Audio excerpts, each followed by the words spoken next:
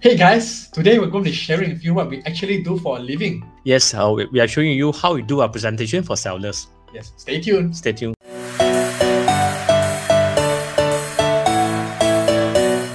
Today we're going to be sharing with you what we actually do when we go for a listing presentation to a seller. Now, all these methods we have actually used before and they're proven. For anyone watching, whether you are a fellow agent or whether you are a seller looking to do it yourself, right? Feel free to use this as It can be a reference. When it comes to selling a property, the very first thing, of course, is the pricing, Dennis. Is pricing an art or is it a science? A lot of people have different school of thoughts, but this is how we actually do the pricing. We go through a 3-steps method, and this is actually a sample of a report. It might look a bit confusing, but simply put, it's divided into Zone A, B, and C itself. Zone A is what we call define the valuation range. Okay? So these are the 3 portals, free online portals that you can use: 99.co, SRX, HProp. These 3 free online portals will give you a good range, and it will be better if you add on the bank quotations. This is a sample from HProp. How does a HDB valuation report looks like? Over here, what we have is a real case study of a ground floor unit at the Scala. It's a 2-bedroom. Okay, as you can tell from the 3 different sources, the valuation actually varies very much differently. This is the reason why we don't just take only one source. We take 3 different sources. Normally for HDB valuation range, from our experience, it range between 5 to 30k. For condo, the range is wider, from 10 to 100k. This is especially true when you're selling a patio or penthouse unit. Bank quotes are a better reference because banks are lending you the money. Now we will talk about Zone B. Now, what is Zone B actually? Zone B is where we check the pricing for the competition. So say, for example, you have a unit at Jewel at Buangkok, okay, and it's a 2-bedroom. We'll look at all the 2-bedroom listings in the market. The difference between Zone A and B, right? They're still trying to narrow down the price so that you have a smaller range to consider. For the 2-bedroom sizes, right, there's between 721 square foot to 786 square foot. And the asking price range from 980k to 1.15 million. So quite a big range. Just imagine if you're a buyer, you'll be calling those units with better price advantage. The key thing is not to be priced out of the market. Sure. For example, if you price 1.15 million, the chance of you getting a call might be very slim. Remember, when we do a listing, we are not trying to sell the property online or through these property portals. Yes. We are trying to get people to call us. It's very simple. No call, no viewings, and no offers. This is for Jewel at Buangkok. What about for HDB? It's the same. So we just have to rank the competitions. So from top to bottom, which is your cheapest competitors and which is the most pricey competitors. From experience, likely the most cheapest unit will go first. Yes, yeah. It's always often the case. Yeah. Yes. And lastly, we'll come down to Zone C. Zone C is further to narrow down the price further. It's more specific because now we are targeting to units that are similar to your stack with the same layout. So let's take, for example, this case study here at Riversound Residence, 3-bedroom.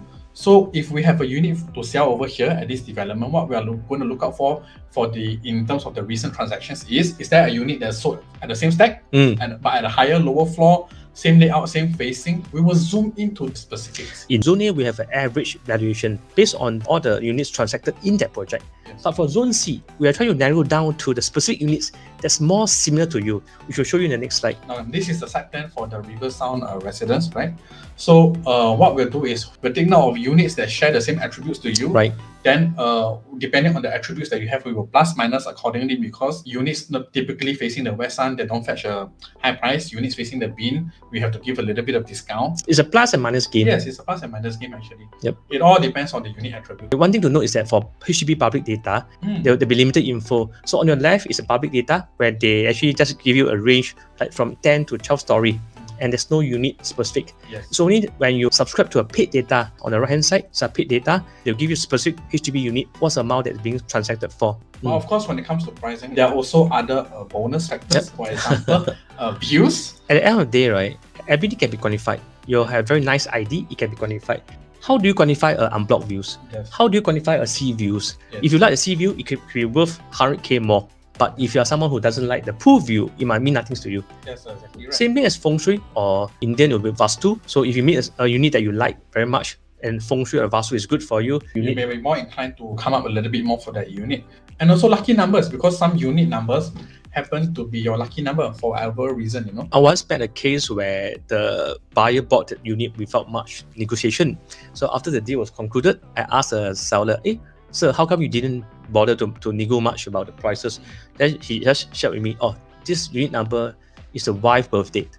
So when you meet such buyer, you have advantage over the price negotiation. But these are called bonus factors that are beyond our control. This is a real case, the Chuan.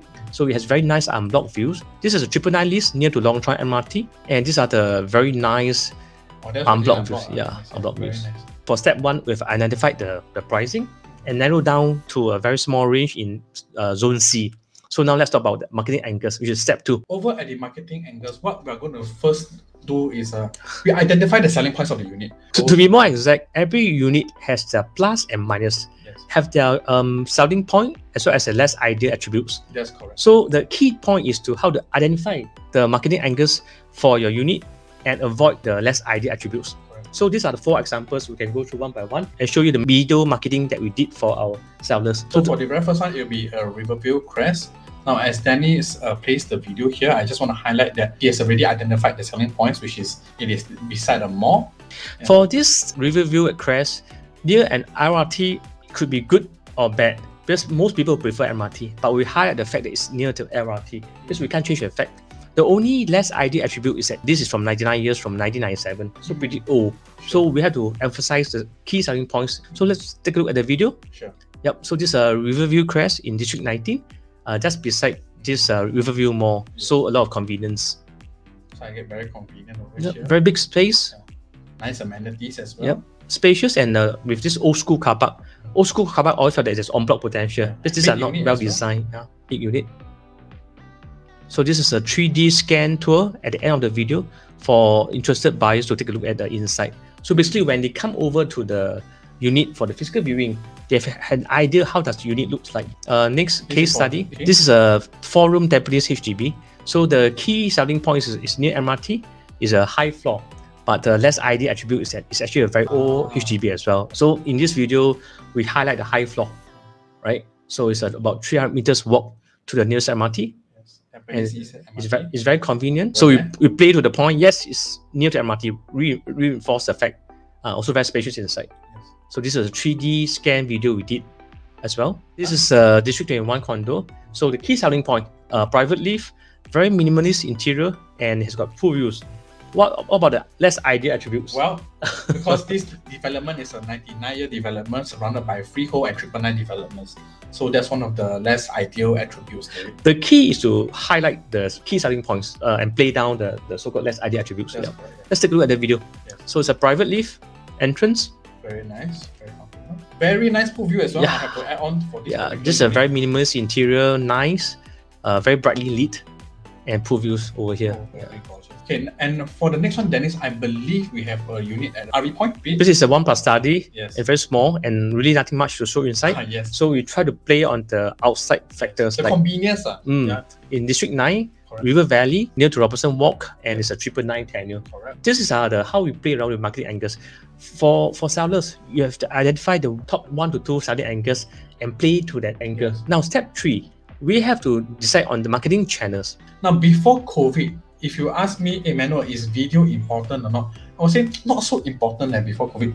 But now with COVID, videos are more important than ever before. What we're going to do is we're going to give it the maximum exposure by taking a video with a proper host, doing the video, and we're going to put it up on all social media channels. For example, your YouTubes, your Instagram, your Facebook, and so on. This is beyond the 99.co and the Property Guru, which we must do and we should do. I think in this new age, selling a property is really beyond listing on the popular Property Gurus or the 99.co. The simple idea is that it's a pyramid. From the bottom, you get max exposure for unit through listing portals and social media.